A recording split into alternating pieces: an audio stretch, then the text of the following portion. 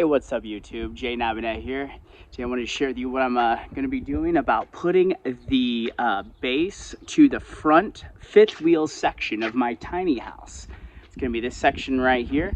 See right here, that's the kingpin and the fifth wheel section, which attaches into my truck. Now what I need to do is get some plywood right up in that section right there. It's going to be that piece. I already have it cut out, and I cut it by doing this method right here.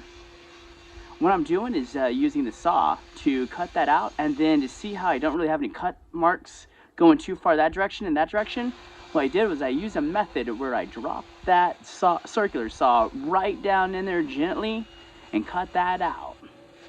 And this is the system I'm going to use to hoist it up. So I'm going to use these cargo straps right here. Those cargo straps are going to hold it in place while I get it up, and then I'm going to use these quick grips to actually hold it against the frame. So let's see how this goes. All right, we got it in there.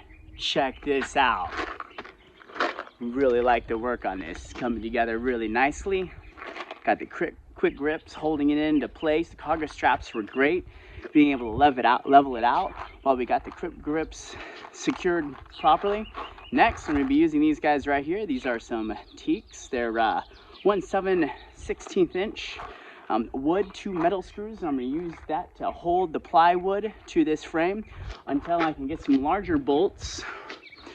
They're going to go right up into there and hold that position there. So, hey, when you need to do something tricky like this, just think outside the box. Use tools and equipment that are at your disposal, like cargo straps I had in my truck, and these quick grips you use in the shop normally. Because when you think outside the box, hey, that's when you can break out of the confines of the box. And that's just the tip today.